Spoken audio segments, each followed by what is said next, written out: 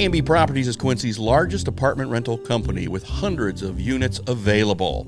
They offer short-term and long-term rentals with 1 up to 4 bedroom apartments. A&B Properties meets the needs of its tenants with care, compassion, and a quality of service that exceeds expectations. A&B Properties also has a convenient tenant app for you to do your payments or make repair requests. Give them a call today. A&B Properties, 217-919-8080, Quincy.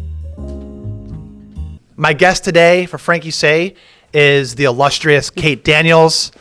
And I know that you are the illustrious Kate Daniels because in the green room we talked about how I remember when I would read things that you would write on social media that I thought were high level, intelligent, and I'm not saying this just on the camera, I'm saying this right to your face earlier, 2 minutes ago. I really respected a lot of the things that you would say, and some of the things that you wrote would give me pause and I would learn stuff. A lot of times when you would write something, I learned something from it.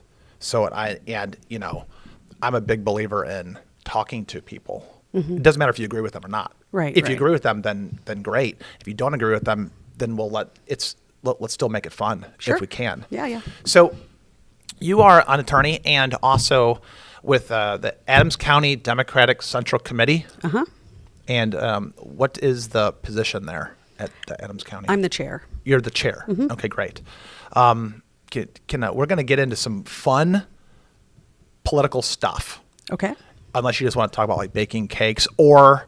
Don't bake cakes. I don't bake cakes. Cookies, other cookies? stuff. Yeah. All right. All kinds of stuff. But no. I'm not good at any of that stuff. Yeah. And I'm not assuming you are either. I'm just saying like we could talk about something boring or something fun. How long have you been practicing law? Since 1992 is when I graduated from William Mitchell College of Law in St. Paul, Minnesota. Okay. Since 92? Okay. Are you practicing law currently or... Nope, I retired. Oh, well, good for you. Yeah. I want to retire. It's nice. So can we just jump into it? Sure. I've got a question for you. I would like your perspective on so many different things. And I wrote, what I do is before these pods, if anybody's ever curious, not that they are, but I write out outlines. I write them out and then I type them up and then I stare at them and I take a snapshot in my brain. And that's how I move through outlines, generally speaking. Sure. It's not that I have agenda. It's just that I find out somebody like you is coming on the pod. I get excited. I'm like, oh, this is my chance. Because either we're going to talk about it. I'm either going to invite you out for coffee or lunch or dinner or something, or we're going to do a pod. That's my dream. So now we're here. Okay. I read in the news recently that between of what the American people think is a very important issue. It was inflation for a time. Last year, maybe the year before, it was inflation. I mean, there's in the fall, probably. Yeah. In the fall, right? And there's been climate change has been up there, and when there's news, if Roe v. Wade might have been a thing that was at the top of people's lists. But did you hear, as of I think a day or two ago, it's immigration? Yeah. That is the number one thing right now. I wanted your opinion. I believe in immigration, generally. I'm a pro-immigration person. What about you? Well, yeah. I mean, I don't think you just, let everybody in for whatever reason. But I mean, I think that immigration has built this country. Both of my grandparents on my mother's side came from Poland and Austria, and they built their lives here. And I consider myself an immigrant. So, I mean, I'm not an immigrant right now. I've been born and raised, and so was my parents, but I consider our family an immigrant family. I still consider myself, German, Polish, American, a little bit of English, a little bit of Scottish, a little bit Irish. But, I feel like these people that have emigrated to the country have built this country. So, yeah. Yeah. Oh, yeah, without a doubt. Yeah. Do you think, I was talking to one of my sales guys on the way over here, and he asked me, he's like, you got a pod? Okay, that sounds good. What are you going to talk about? I'm like, I think I'm going to talk about immigration because of the idea that there's a lot of stuff going on right now at the southern border. In my opinion, it is a de facto open border. I think it's open. That's now. Now, I'm not saying that the barbed wire's gone. I'm not saying that there's no more border patrol. I'm not saying that. I'm saying that in August of last year, I read a stat, and you can fact check me if depends where you get your stats, right? Right, but I don't. No, but you may I don't have the facts in front of me at this point. And we don't have people on checking everything, pulling up everything, but it's just two people talking about it. But I read that in August of last year, the rate of immigration has now surpassed American births. Well, which could be true, but this doesn't mean that there is an immigration or a border issue now any more than there has been at any other time. I mean, I've heard, and this is unfortunately, I don't have these stats in front of me, but I've understood that Obama was deporting more people than Trump ever did. And, and now they're deporting a lot of people, but not as many people are coming over. So I feel like this crisis is really manufactured. They're making it all up. And the governor, I think, what is it, Paxton? I forget. No, Abbott, the governor, is now sending people up here because we want you guys to hurt. We want you guys to, feel what it's like to have all these people coming in, and they'll send them at any day of the time, even though they've been asking, hey, let us know when they're coming so that we can house them and we can find places for them to go. So I think it's all manufactured, frankly. And what is manufactured? That this is an emergency and it's all happening right now. And, it's not any different than it's been. I mean, in 1980, whatever it was, when Ronald Reagan was president, he gave complete amnesty to all the immigrants that were in this country illegally or without papers or undocumented. He gave them all amnesty. Yeah, he flipped California blue. Yeah. Well, I'm not so sure about that, but he did that, and then there's talk about, well, we need to go back to doing what Ronald Reagan did. Maybe that is a good idea. We've got people working in this country. I've known some people personally when I was up and lived in St. Paul that, they came to this country, they came in illegally, but they were working all the jobs. I mean, they were working restaurants, they worked very hard. I mean, it was incredible the kind of work that they did, and they kept a low profile, and they paid taxes. They pay Social Security taxes no matter what. So they're paying into the system that they're never going to get, money that they're never going to get. And then they go back home once they have, accumulated enough money or, whatever. It's like not good for them here anymore for whatever reason, and they go back to Mexico. Now, there's a lot of people coming from, now I think it's Venezuela that there's lots of people coming from. And there's been a drumbeat down there that people have been saying, go up there, go up there, go up there. And we're wondering where that is coming from. Who's saying that? Where is that coming from? Who's doing that drumbeat, telling people to come up here? Well, I mean, when you said, that question cuts to the heart of kind of everything. It's like, who is saying this? Who is? It's very odd that nobody seems to be able to fix the immigration. Let me back up. The illegal immigration into this country. Nobody seems to be able to fix it. Nobody seems to be able to want to fix it. It seems like there is, in lockstep, almost all three branches of government kind of just allowing it. So who's benefiting from that? So who's benefiting? The companies and corporations, and they get no penalty whatsoever when they hire people that are illegal immigrants or undocumented. Somebody uses a fake Social Security number, and it's like, oh, okay, well, they don't check. They don't check. And so, but if it's found out, if there's a big raid like there was in Alabama, who suffered was the workers that suffered. The people that were giving value to our country, but not the corporations, not the businesses. They didn't suffer. They didn't get fined.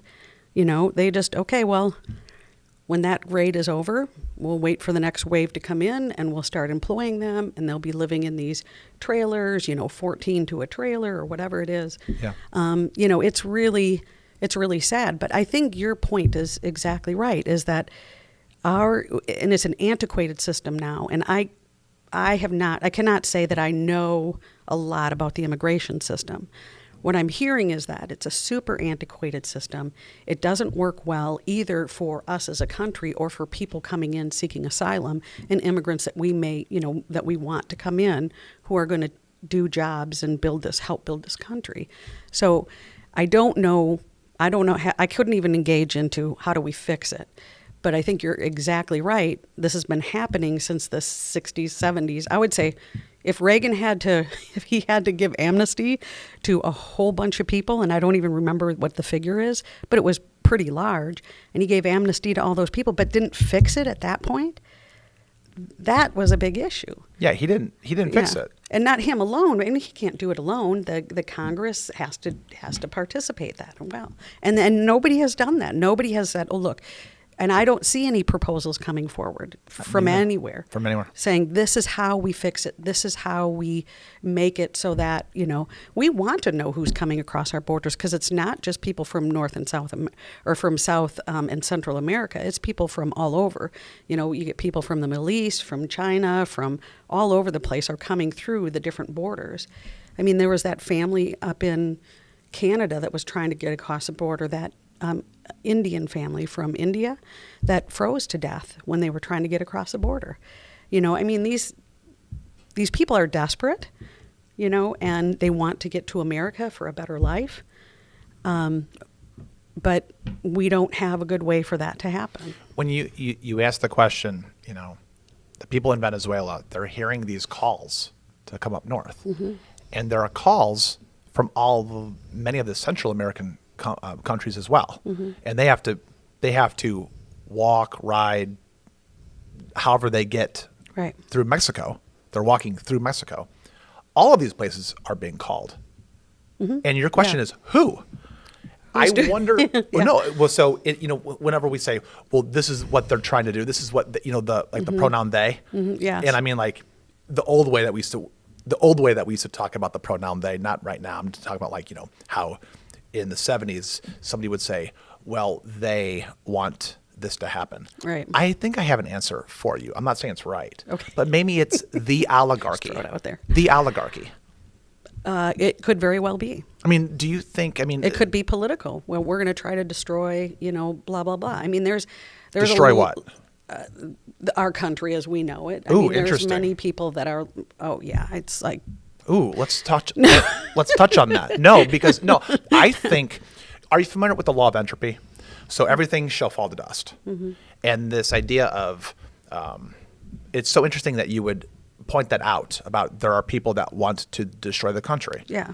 Maybe the oligarchy is interested in destroying the country. Maybe, but they're big enough, and this country is. They kind of own it. I feel like they do own it. They feel pretty comfortable with the way things are. I'm not so sure they would want to shake it up. There are other people so I have. I'm just going to say a relative who I've talked to quite a bit. He's totally on the other side of the political spectrum, and basically says, "Hey, look," and he's very involved in politics where he lives, which is far away from here. But he says, what we really should not be this large of a country. We should be separate. We should be divided up and separated. And he's speaking from a political perspective that he's been involved in for quite a bit. When you say on the other side of the political spectrum, the other side from your vantage point? Well, right wing, if that makes any sense. Okay. Does that make sense? Yeah. Okay. Yeah. So I mean, like the Civil War would have been the Confederacy winning the Civil War would have been a great thing. Okay. Because it would have been smaller government, and we could, whatever. Aside from the slavery thing, which I think many people didn't mind at that time, and felt like that was a good economic system. That's not necessarily what he's talking about now. Democrats in the South? Yeah, they were. Yeah, the Dems liked the slavery. Yeah. That's so crazy. Yeah. So well, they flipped a little bit though. They did. Everything's Bit, different. right? It used to be that and it's really hard to put people in boxes. Yeah. If someone says, well, so and so's a Dem, so and so's a Republican. Right. I try as hard as I can to personally stay away from those labels because it traps. If I feel like I get trapped into these things that I'm not supposed to say because I joined a club. You know, it's like if you're Right, a Bears right, fan. right. Yeah. I grew up a Bears fan, and I really don't. I don't really like the way the Bears do things, and I'm not really a Bears fan anymore. I'm more of like a, you know, people. The point is, Sort of a free agent now. yeah. So like, okay, so now I'm a traitor to all my friends. My friends who used to invite me to Bears games on Sundays, they don't invite me to Bears games anymore. Aw, And I'm not I'm gonna. sorry for that. I should call. No, listen.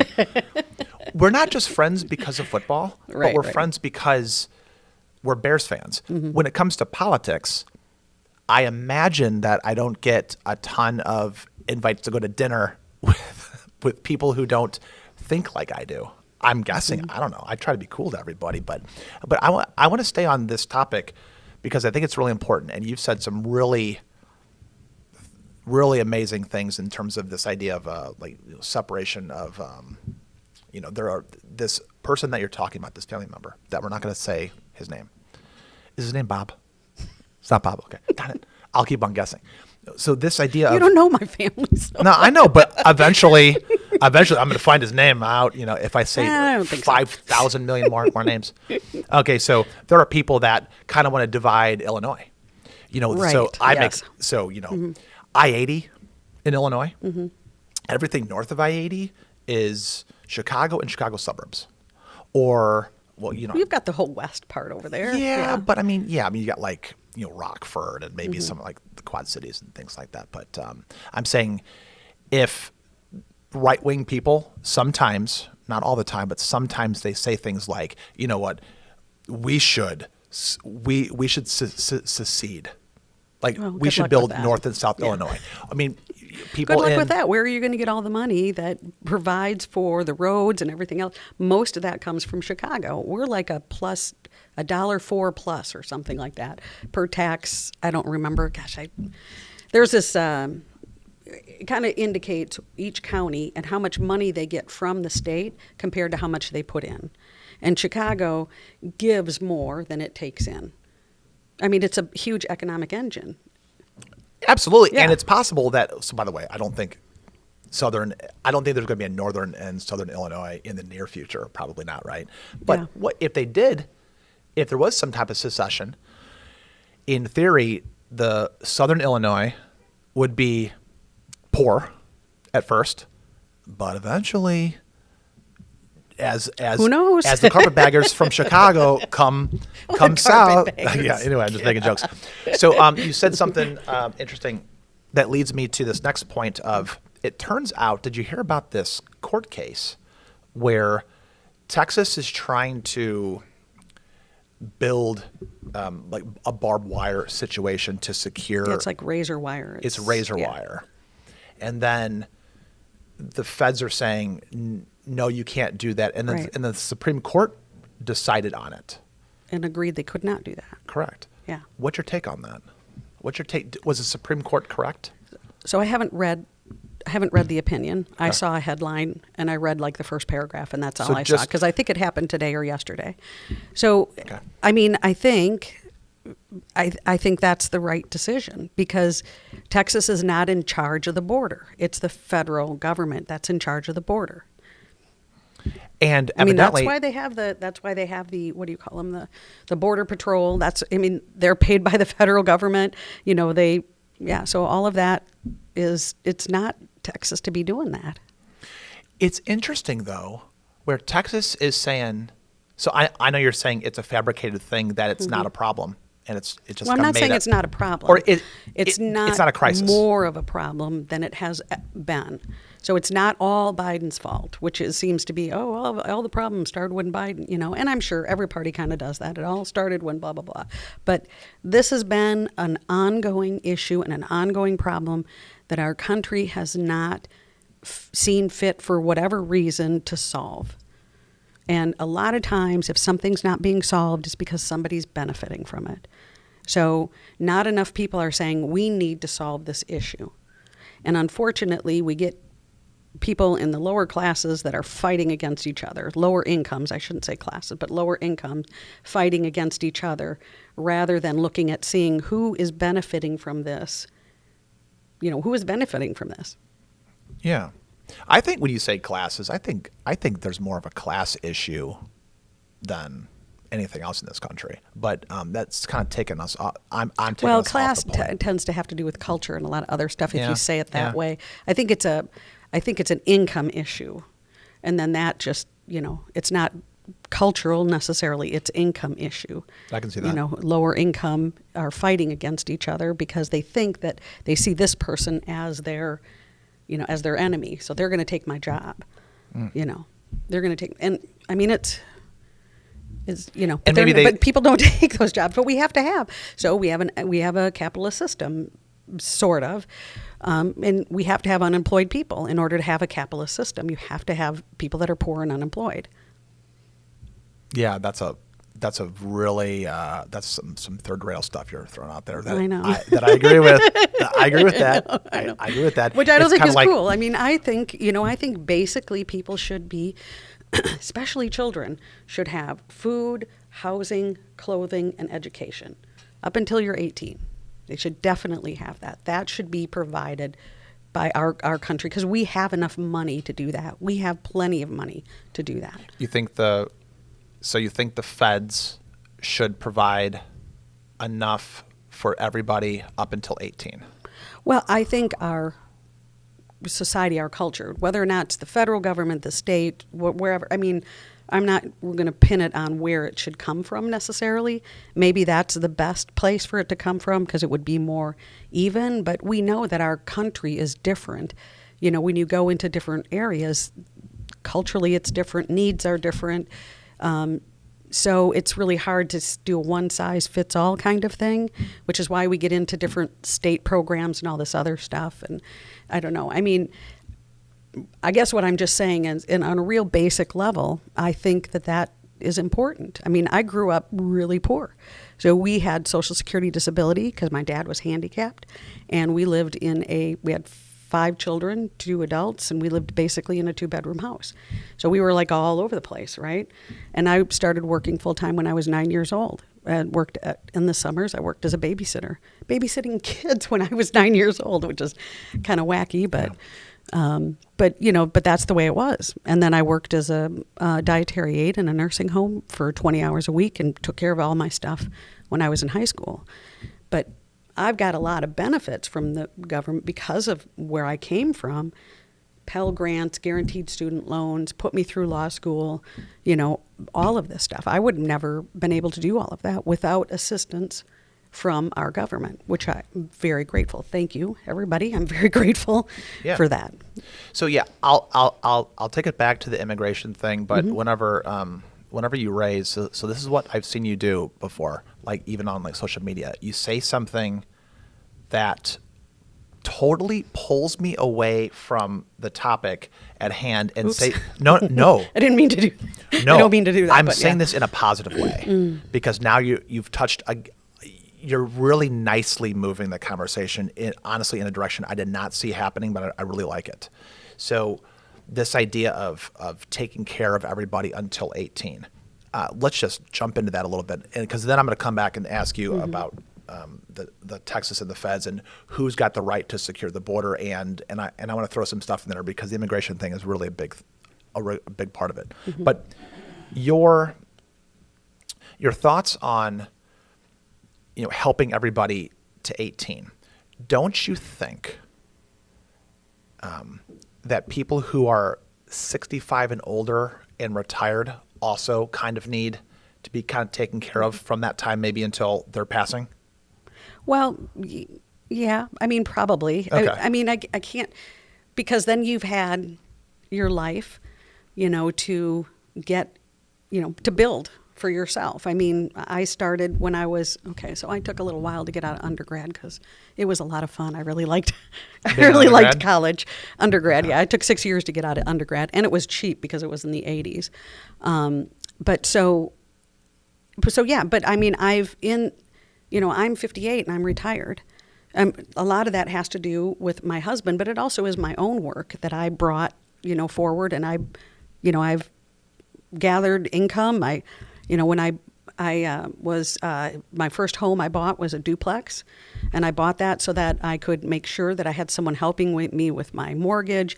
I wasn't buying a big fancy house or doing anything like that. I did things to look at my future and to take care of myself as best I could in the future. So that's, that I think is important, that people need to be able to try to provide for themselves as they get older. But we've had a lot of issues with that, right? Because when our economy changes, the people in lower incomes end up losing their jobs, right? And so everything that they planned for is gone, because they're going to have to be, okay, now I can't imagine at this age. I mean, I would try, but I can't really imagine starting a whole new career. And especially if I had a physical job, like if I was working in a factory and then I had to switch and try to do something else, and my bones would be pretty tired and pretty worn out. Mm-hmm. But I think there has to be some motivation for people to take care of themselves. And I think most people want to do that. So what about people who are 25? Because from 18 to 25, that's a really tricky time for people. Mm-hmm. They're getting out of high school, and hopefully they're graduating from high school. One of the greatest things I ever heard. So I don't know who do you think the greatest orator of our modern time is. I think it's Barack Obama. Barack Hussein-O. I think he's one of the greatest orators of our time. I'm being dead serious. Okay. He gave a SOTU speech in which he stood up there, and I'm thinking, what is this guy going to say? I'm so mad. I'm like, look at this Manchurian candidate. And I'm thinking to myself, he's not going to say anything smart. You know what he said? He said, if you don't graduate from high school, you have effectively quit on your country. He said that. Mm-hmm. And there's cheers from my mother in the other room. She's like, what did he say? She runs in. Frankie? Did I graduate? Yeah. I did. You did. Okay. I did graduate Just high school. checking. Barely. No, I mean, so my whole family, they're like, do you hear the things that he's saying? Resonated completely with our family. Right. That comment. But what about all the people who turn 18? Because you said up until 18. I'm wondering why you're not pushing that to at least 25. Because I read a story, and I don't know if this is true or not, but I heard that the brain doesn't fully, truly, especially the frontal cortex, doesn't truly. The impulse control in the frontal cortex does not it develop until 25. Until 25. So why would you stop it at 18? I guess just because that's the way our culture is formed. I mean, I think that makes a lot of sense to go to 25, but I don't know. I mean, it feels to me like it's always been 18. That's when you graduate high school, and then you're on your own. That's when you're considered an adult for a lot of things. But I mean, so that was always just sort of, I just picked that. But that's kind of like an old way of thinking. 18-year-olds on the farm I'm old. Well, you're not that old. You're 11 years older than me. Oh, really? Yeah. So what are you saying? Oh, you're old too. No, I'm just kidding. How dare you? No, you're right. Yeah, you're right. No, this idea that an 18-year-old is magic. No, it's not magic. I'm just saying, if you do, I mean, I think what you're really saying is, without being too hyperbolic with what you're saying, I'm going to push back on this, what I feel to be a cradle to grave type of situation. Now, you're not saying that. You said 0 to 18, and then we kind of said 65 to the end. But if I push it to 25, I mean, what would happen? 65, I plucked that out of the air. Right. I mean, come on. I don't know when men stop producing lots of testosterone, and I don't know when women, on average, go through changes. I don't know all those perfect numbers, but I think that when you really get down to it, 65 might be kind of too late to start helping some of these people. Maybe we should do 50, 55. And we're going to go, do you see where I'm going here? So you're doing cradle to grave. I'm against all of that, generally speaking. Generally speaking, I'm against all of that. However, since we already have the Social Security, Medicare, Medicaid, a push towards a universal health care system, some people push towards it, some people push against it. I don't think it's good for this society, for this American society, to do the things like this cradle to grave, this highly, I'm going to use the term, I don't know what the right term is, but I think this hybrid economy of this capitalistic and socialistic kind of hybrid model that we kind of use, we kind of pull from both genres a little bit in this country. I see that working terribly against us historically. I think that I don't see. I mean, we improve a lot as. You're kind of losing me. I don't know what you're trying to say. What I'm saying is, I think all of the entitlement systems are generally broken. I think almost every government program, when it starts small, turns into a monster. I think if we did this 0 to 18, 0 to 25, 65 to whatever, I think if you do that, I think it would gap in the middle, and eventually people would try to fill it. And they would say, why are we not taking care of the people in the middle? We take care of 0 to 18. We take care of 65 to the grave. Why are we intentionally hurting these people in the middle? This is the bulk of their life when they need to be the most productive. Why are we hurting and injuring these people between 25 and 60? Why would we shoot ourselves in the foot and not help them too? And I have never seen any evidence of that working where the state, capital S, becomes kind of the new God. I don't think that's a good way to go. I can be convinced otherwise. Right, because there's a lot of countries in Europe where it really works very well. Like where? I mean, like Denmark and Sweden, a lot of the northern ones. But those are like super. Well, but there's what? You're choosing. Oh, by the way, this is a fun. I'm not attacking you. Yeah, no, I'm listening. I love you. I'm saying I don't know why people want to choose these historically like Anglospheres, these super like non-melting pot countries of teeny tiny populations up in the north where they're freezing cold. I don't understand why those nobody want to go there. Nobody wants to go there. It's like no. But they have a lot of immigration in those countries now as well. They do. Yeah, they do. But historically, they have not. But those they're countries also doing very well. And Australia and New Zealand. I mean, there's just a lot of things, and all the trial lawyers are going to hate me for this. But I looked at New Zealand. I went to visit there. Did you go to Hobbiton? Team. No. Did you see the Shire? No. Okay, go. No, I don't think so. I'm not even really sure. I think it went in 95 or something like that. Maybe that's before Lord of the Rings. Maybe. I don't know. Okay, go ahead. Yeah. But so I went there and I was like, I'm asking people, well, what kind of system you, blah, blah, blah. And they go, oh, Americans, you guys are crazy. You have ambulance chasers and blah, blah, blah. Well, and I'm like, well, don't you have like personal injury cases here or anything? Well, no, they don't. And they don't because they have socialized medicine. So they have, everybody they're taken care of. So if you get in a car accident, you're taken care of. So there's no reason to have a personal injury lawyer. I'm going to look up the demographics of New Zealand because I suspect. Well, pick Australia then too. Well, let me start with New and New England. Zealand. I think it's the same thing. So I'm looking at these countries, and they're just nothing like America. So you've got Well, nothing's like America. Nothing is like America. No. So you've got, okay, so it's 65% European, 16% Maori. Maori. Maori. What? Native. Native. Mm-hmm. Are those? Is it bad if I ask what their melanin content is? Does it? I don't know. Is that racist? I don't know.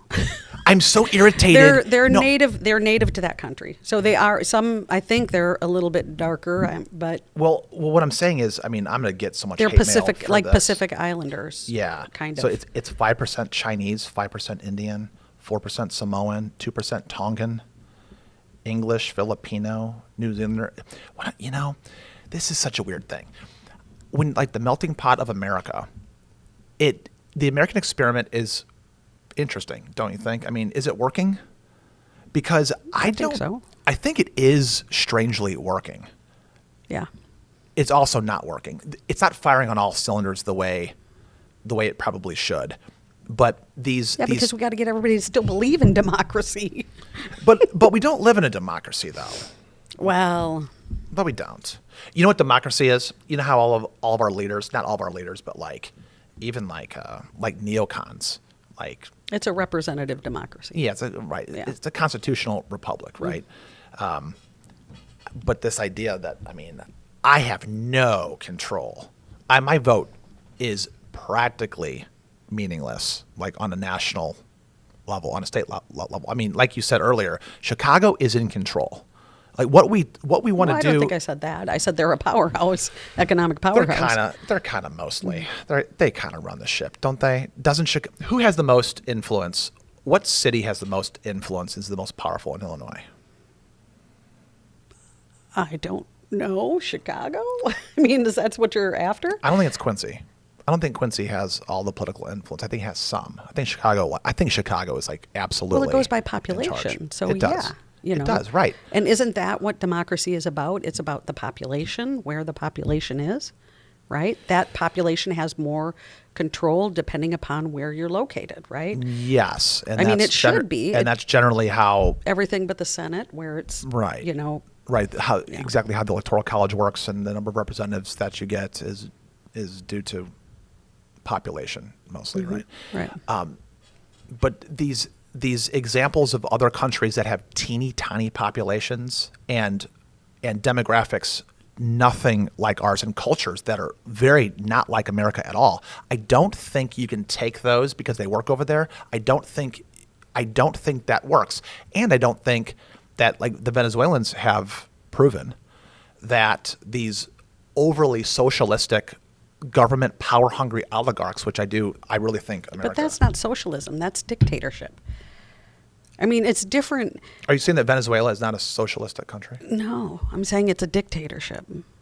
Has there ever been a time and place in history where socialism has worked in a melting pot situation?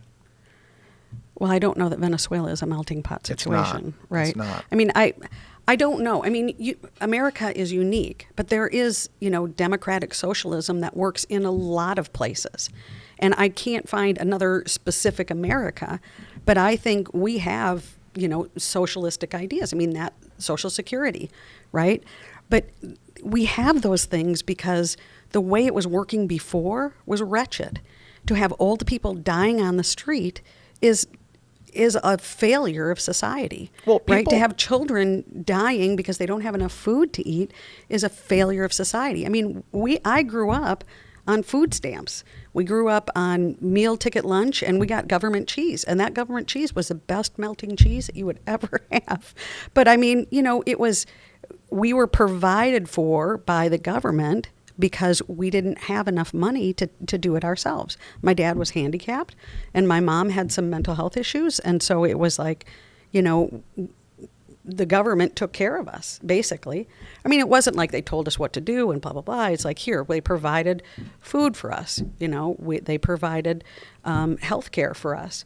I used to, it would be 2 hours or an hour and a half to the University of Minnesota for dental because we'd have to drive up there to get our dental because it was low cost or no cost because it was the students that were working on us. Don't you think that there still are kind of people dying in the streets? It's Yes. children dying in the streets. I think there still are. I don't, when I try to find out where these things are happening, they're all in places that, in my opinion, seem to encourage that kind of behavior. I think that's my opinion.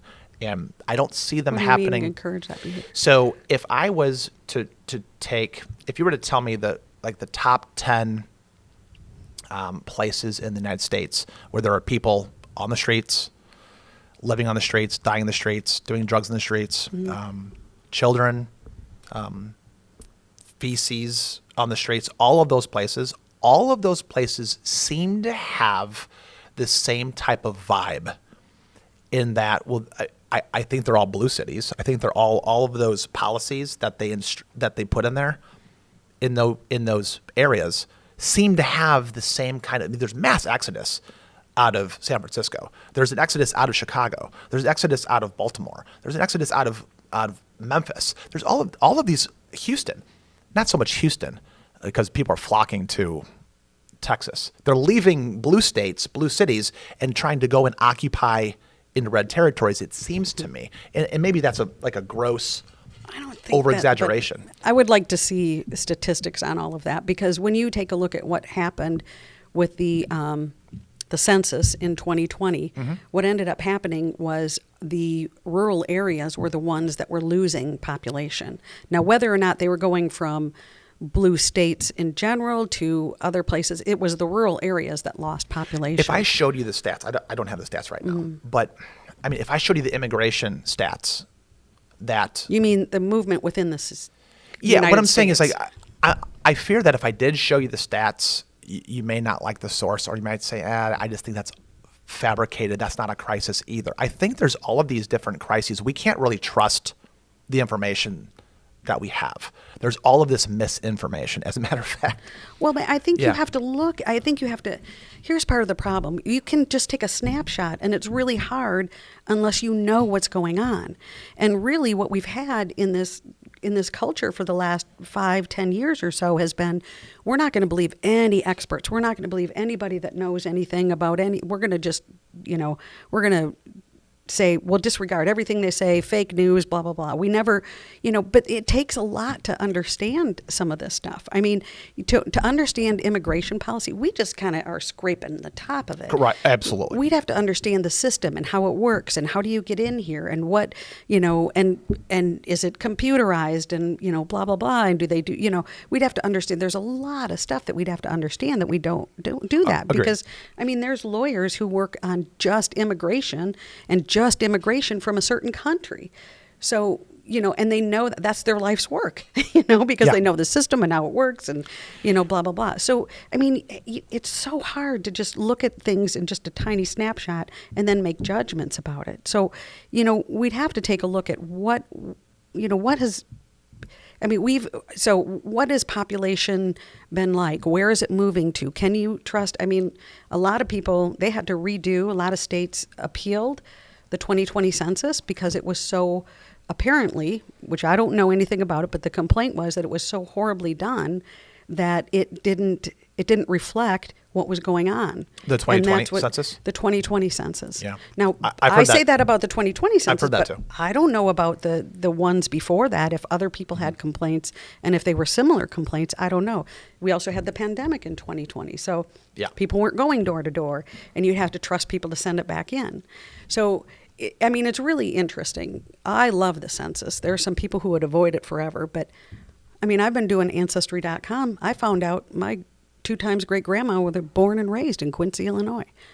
You know? Yeah, I know. It was kind of awesome. And you found that out by going to Ancestry.com? Sure, by looking That's through neat. it, and you get to see, who she was living with and what was going on, and it was back in what it must have been right around the Civil War time. So, I mean, the census is cool, okay, but some people they won't sign it at all. Some people don't do it because it's just whatever. So, anyway, so this most recent sentence, I people know have exactly. complained a lot about it. I agree with that. I think you're right. I think there's been some, the people who don't want to fill out the census, right? That's none of their business. But I mean, truthfully, probably, even if you're some type of right-wing lunatic, you probably just want to fill out the census because that is probably something that you would want to have later to maybe even prove your point. Because you want to have the information. No, not if you're just going to say everything's a lie. Don't believe the experts, don't believe this, don't believe that. well, it's That's like- the frustrating thing, is that you've got people who have their life's work has been to do this kind of stuff, and instead of learning that and kind of being able to meet them and say, look, I'm not saying that experts are perfect, right? We all have biases and we bring it into where we're at. But instead of, arguing the facts, it's just extremely dismissive of everything, don't believe anything, blah, blah, blah. That's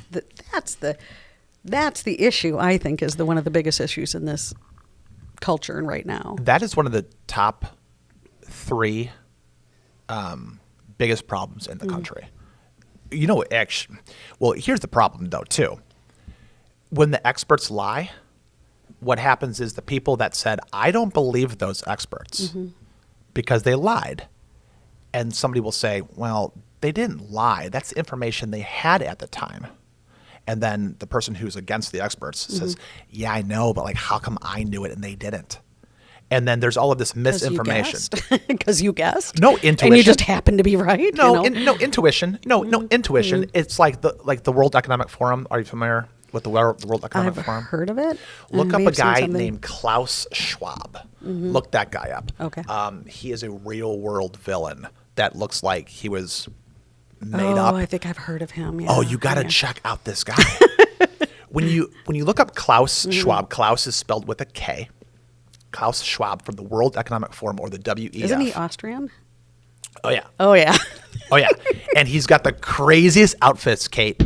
You gotta like see what this guy wears. It's not. My. It doesn't even seem real. Do you know what the World Economic Forum? Like, I think it's in Davos, where they're talking about what is the number one problem on the earth. So every year they have this, and I don't know how they get these people. I don't know how they get these people over to Davos. I think they're paying for all of it. I don't know who's paying for it. They are. The oligarchs, the people in charge Right. that we don't really know who they are. It could be the aliens who are living in the ocean. Oh sure. It could be those people. Yeah, could. But I don't know. Could be. But I truly don't know. And there's this. They're talking about how each year they talk about what is the number one problem on the planet. So sometimes it's climate change. Sometimes it's migration, like human migration. This year it was misinformation. Misinformation is the number. Not meteors, not solar flares, not climate change anymore. Not currency devaluation, but misinformation. And I think that during the pandemic, the people who didn't trust experts, there's a time and a place to trust an expert. I guarantee that you're an expert on many things that you could drown me in your knowledge that I don't know. Like, I'm ignorant of certain things. But this idea of not trusting experts, because when they lie or they say something that's not true, they don't own it. They don't say, I'm sorry about that. I was wrong about that. But here's why I thought that, and I have evolved to this point. And I'm clearly talking about COVID, where if you have me and Anthony Fauci in the same room, and you have a truly objective court, and I'm going to appeal to your attorney brain here. It turns out that a lot of the things that man said were not true. And he went back and forth. And you got a guy like me that's, I'm kind of like engaging in my own like woman's intuition. I have some of that. Good. Like in a Good super, for you. in a You're super, you're a lucky man. in a super straight way. I have a little bit of that. It comes from my mother. Super straight. It comes from my mother because she's a very intuitive woman. And when I was hearing him say that masks don't work, I'm like, correct, because I'm in water treatment where we use face masks. We use all different kinds of ventilation, processes where we know where if chlorine gas is going to come in here, you want to protect yourself so you don't breathe in chlorine gas. So like the idea of the COVID virus was very small, and when Fauci said the masks don't work, guys like me are like, yeah, I know. And then he goes, oh no, you have to wear a mask. And then guys like me were saying, okay, this guy's an expert. Why did we? He just said he just said that you don't need a public health expert. He's a public health expert, but he was wrong over and over and over. He would But say public health is about. So my husband would know more than I do. Okay. But public health isn't just about medicine. It's dealing with people. It's dealing with the public, and the masks helped, but they weren't perfect. But why did he say that they didn't? Why did he say that Because they they weren't don't? perfect. They weren't perfect. Well, why did he just say that I don't know. they You'd help? have to ask him. I don't know why he didn't say it. I was shocked when he said masks don't work, because I was like, okay, masks are not perfect, but they're going to reduce the amount of transmission if you're in the room together with, and everybody's wearing masks. Right. So you can reduce. It's never going to be perfect. I mean, if what you're looking for is for it to be perfect, so maybe he should have said something like that. But his thing was, okay, the science thing is they don't work. That, like what you said. But do you wear a mask when you go into a chlorine-filled room, or a room is full of chlorine? Do you wear a mask? Only when I know for sure that it's going to help. Why? Because I don't want to breathe in chlorine gas. Because it's going to help. So it works. But I don't do it when I know it's not going to. And I don't have the capital S state saying, here's what you have to do because it works, when I know it doesn't. Or when he said, which, by the way, this is not a COVID conversation so much as it's about if people want to know why, you're talking about why people don't believe experts. Because they lie, or they don't know what they're talking about, or when they make a mistake, they don't own it. Just like when they say, I think he did own that, though. Did he own it when he said that you really don't need to get the COVID shots because they don't stop transmission? Did he own that one? I don't know. He did not. Yeah, He did not. So in an objective court, I've got my 3 or 4 things where he's saying things I know it's not true. Yeah. In an objective court, I blow Anthony Fauci out of the water due to my either my women's intuition or common sense, or just straight ethical people that when they say something that's not, just because they're an expert, they say something and it's just not true. Well, okay, so it's not the end of the world for people to wear a mask, really. I mean, come on, it's not the end of the world. It is the end of the world if you're forced to and you lose your job for not wearing one. Well, yeah, then just wear it. No. Why not wear it? No, because I don't want to. I mean, that sounds so childish, but no. Look, I like and trust Dr. Fauci, but that's because I liked and trusted him based on the work that he did with HIV and AIDS. Because I watched that very carefully. My father, like I told you, he was handicapped. He had hemophilia.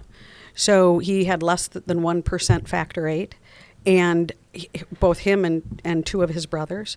So they had to take transfusions on a regular basis, and all 3 of them got AIDS.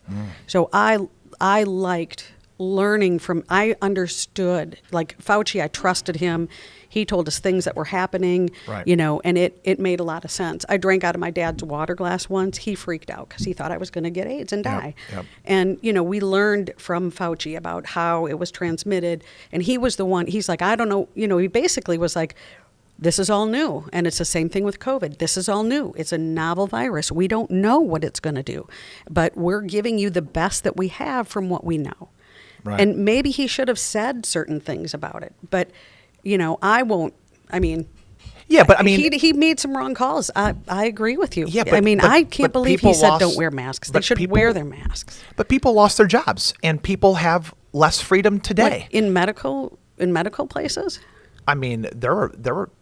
Well, sure, but I mean, also, so medical is kind of a different place. When you walk into QMG and you've got the flu and you feel terrible, I do understand why you would, in a medical facility, just have like a mask situation. In Japan, they wear masks.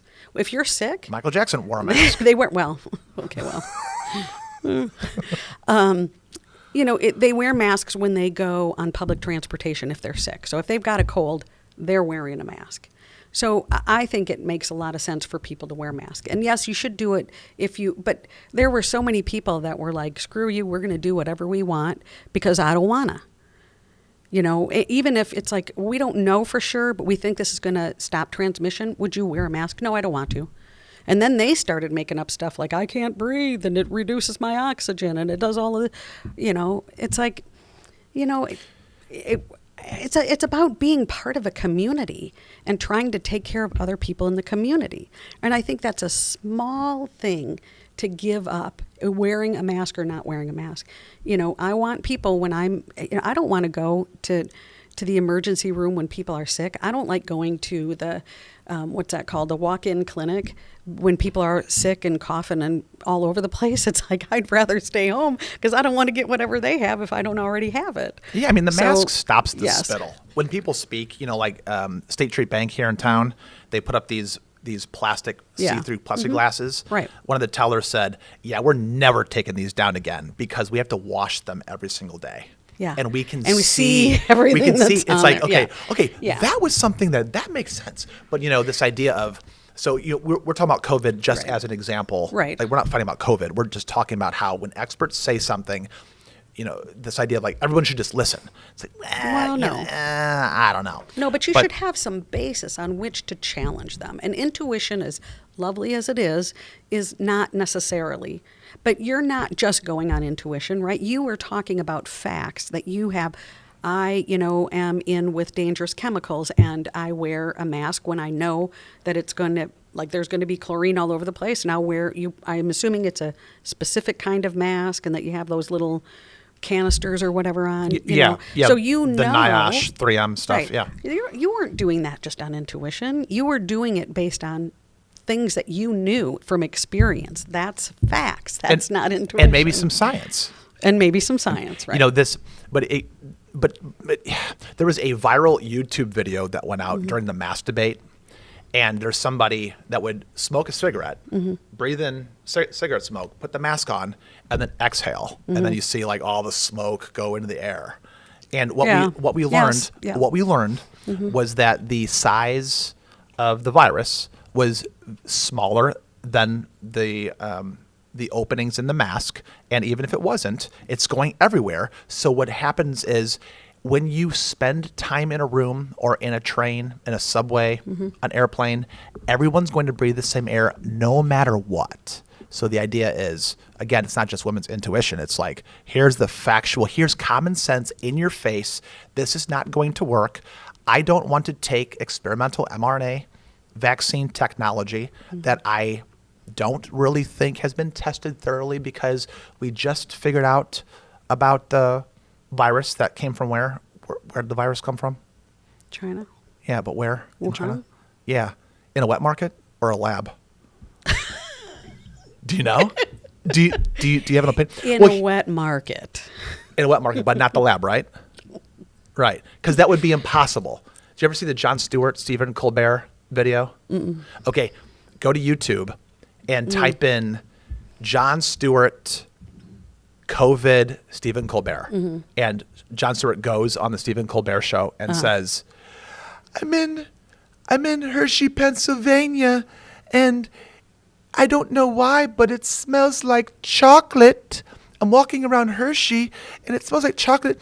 Maybe a pangolin mated with a chocolate kiss. I mean, he said something like, he's like, no, in Wuhan. So he's thinking, obviously, it came from this lab. Jon Stewart said, you know what, Yeah. here's the deal. I'm just going to go ahead. It's pretty obvious it came from the lab. It was a level 4. They were working on coronaviruses in there. They were like splicing AIDS, DNA and double helixes and blowing them apart and adding in all of these different proteins and spiky proteins. Like they were doing that. And 3 or 4 of the people who worked there went home and got very sick. I don't know if I don't know if one of them died or not, but that's probably where the leak happened and probably spread from there. But And so how do we know all of this? It came out in And some do we know it investigative for reporting. sure? Well, it's like this. mean- How do we know it came out of a bat or a pangolin?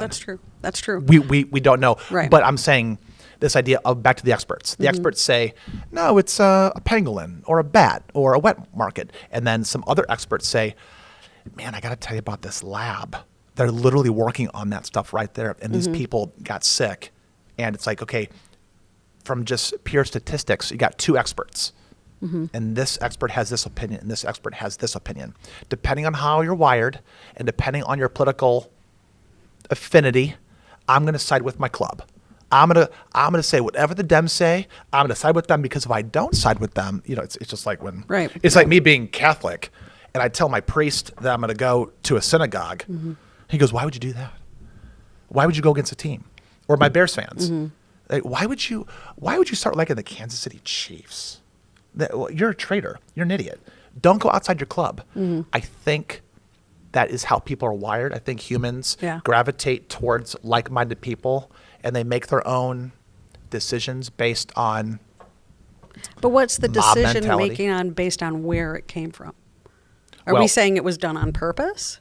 I mean, does it matter if it came from a leak from the lab or if it came from? I mean, it does matter. Okay. Oh yeah. Of Yeah. course it does. Because if it came from a wet market, either you have to say, okay, we have to really watch these wet markets, or you say, you know what, wet markets this just happens sometimes with wet markets. This is just, you can't get rid of wet markets. Or if it came from a lab, somebody could say, why are we doing this research? Why are we screwing around with viruses when they can leak? The truth matters. Right, they're doing cancer research, I thought. Isn't that what they're doing with viruses? They Cancer are. research? As a matter of fact, But I'm not saying this, I don't know anything about this Wuhan, whatever, the lab there. I don't know anything about that. The oncological world is oncological. Is that a word, or did I just make that up? Oncology. I think you probably made that up. I made that up. Close enough. The world of oncology. I know what you meant. The world of oncology is the study of cancer. I think.